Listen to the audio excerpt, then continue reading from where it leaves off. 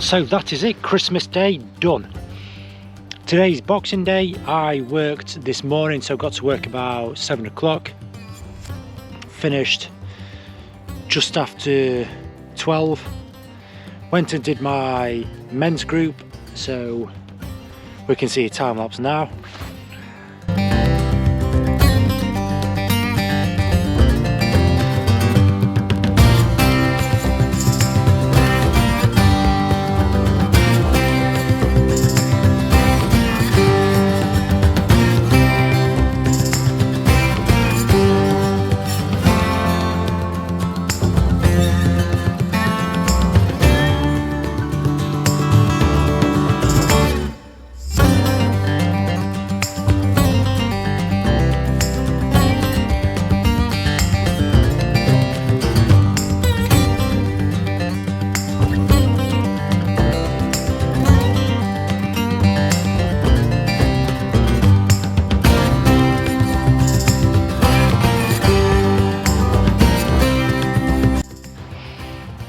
And then after that, I went home and had a nap. So it was only a short, cheeky 20-minute nap, but it was just enough to put me on. And now I'm out on a walk. So the weather has somewhat ruined itself, but I'll put some photos up now because we've had the most gorgeous. Well, you'll have seen, Joe, like in the men's group, that it was like blue sky. So we have had cloud inversion, but that's now rolled back in. The fog, it moved south and then it's come back up north to where it is now. As I set off, if you looked up, you had the blue sky. But yeah, I'll put some photos up now.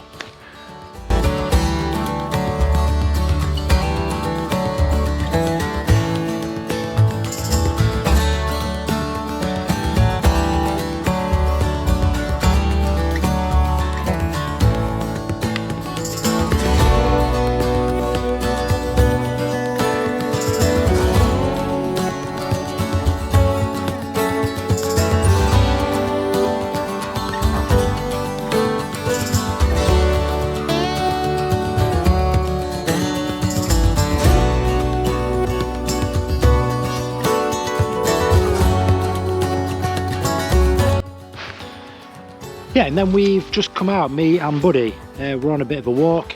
So I handed Harrison over, I keep saying this, handed Harrison over. Harrison's now under his mum's care. So that was from 2:30 yesterday. And I won't see him until Sunday night. So it's Thursday now, I won't see him until Sunday. How am I feeling about that? It's pretty shit, I'll be honest.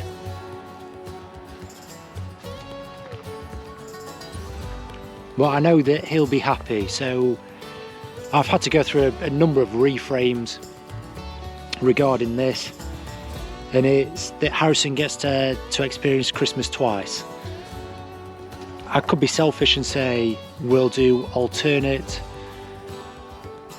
Christmases, but I know that wouldn't work for me. So it is what it is. I've sort of thought about it, explored different scenarios, different options, but I think this is the best one where we split Harrison's day. So next year he'll be with his mother Christmas Eve, Christmas Day up until 2:30. Then I'll sort of take care of him then, and then get to experience Christmas with him again. So Harrison gets 2 Christmases. So yeah, it's shit, but Harrison's happy.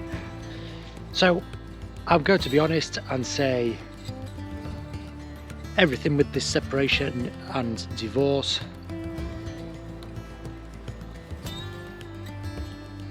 it is mentally draining and it is hard trying to keep your composure. But it's like I say, I've surrounded myself with a group of people, like core people that I I really can talk to and talk with and communicate, and I get that healthy challenge back, be that to sort of reframe for me or challenge on certain thoughts or behaviours, and I'm very lucky in that. And the men's group is something that I set up, and it's grown and grown,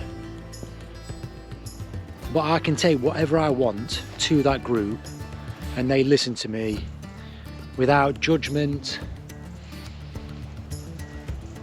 offer that space, offer that hearing ear whilst doing exercise. And that has been really quite fundamental for me, just getting myself out. It'd be very easy to stay at home and do what I used to do, but just get yourself out and move your body, get into your body, and then when you get back home, ask Google Gemini thought-provoking questions, which is what we're going to do now.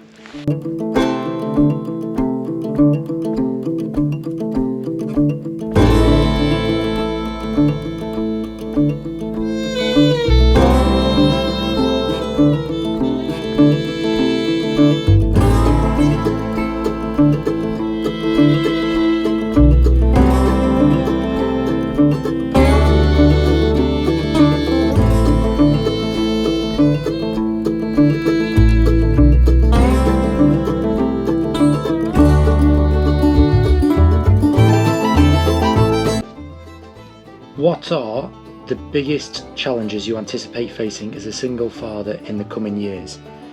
So for me, it comes down to conflict resolution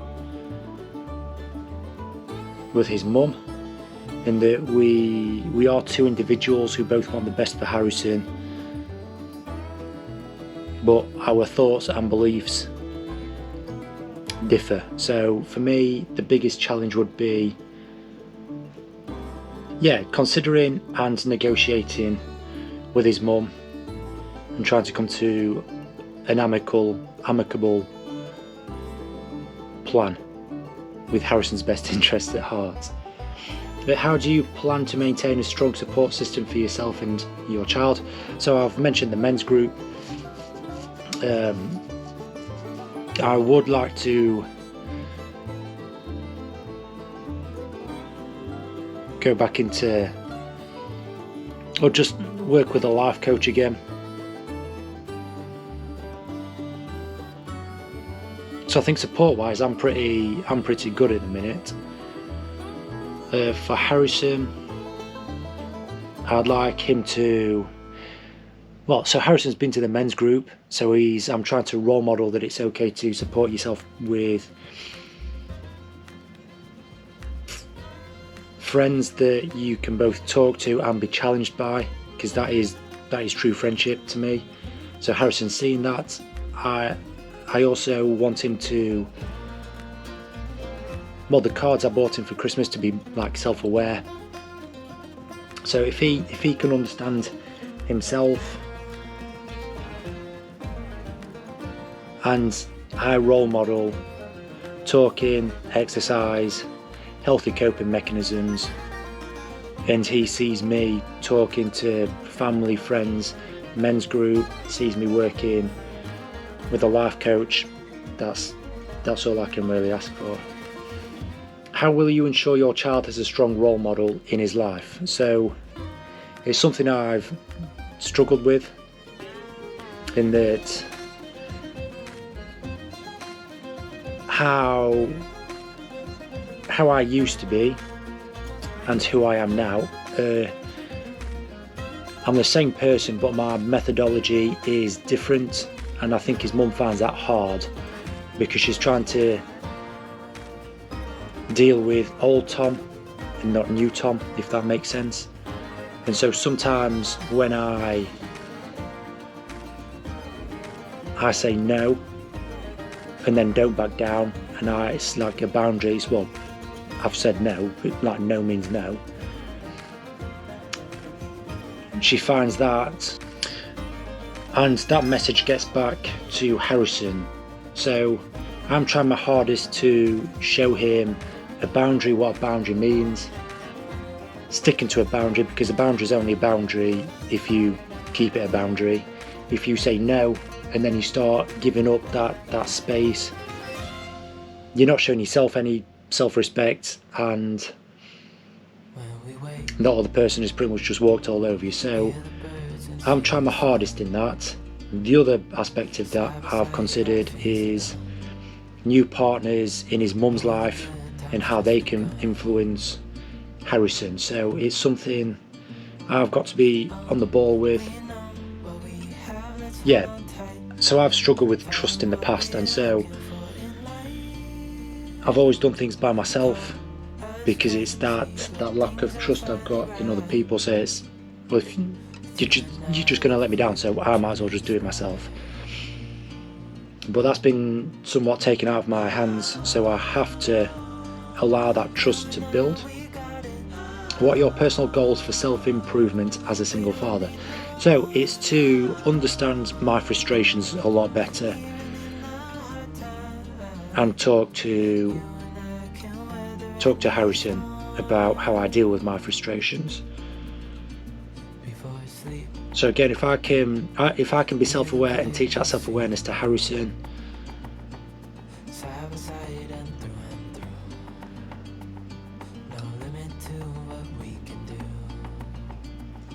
I think I'm winning.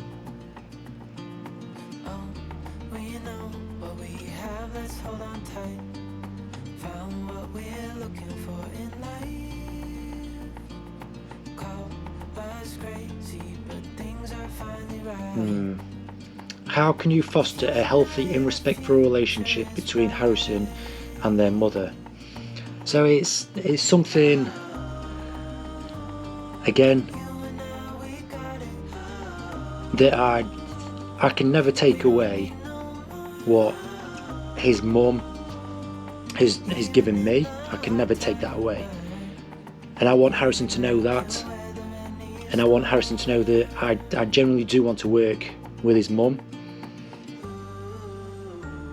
It's just sometimes when there's two different viewpoints, and old Tom would cave in and go along people pleasing, whereas now I'm saying no, or let's just consider this, or let's negotiate on this.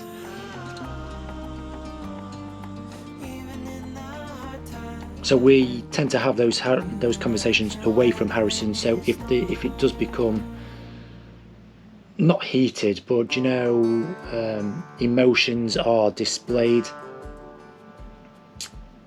I don't want Harrison seeing that.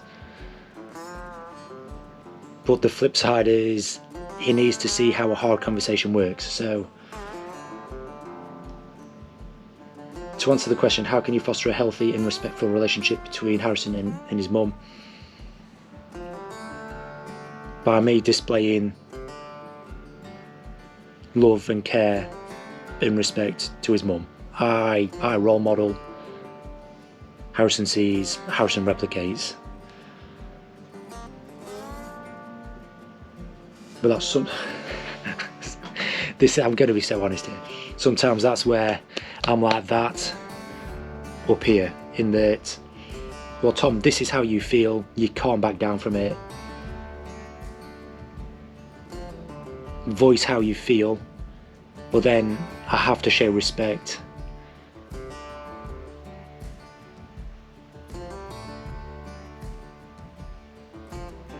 And that's the sticking point. So that's why I want to work with a life coach, to try and get past that sticking point.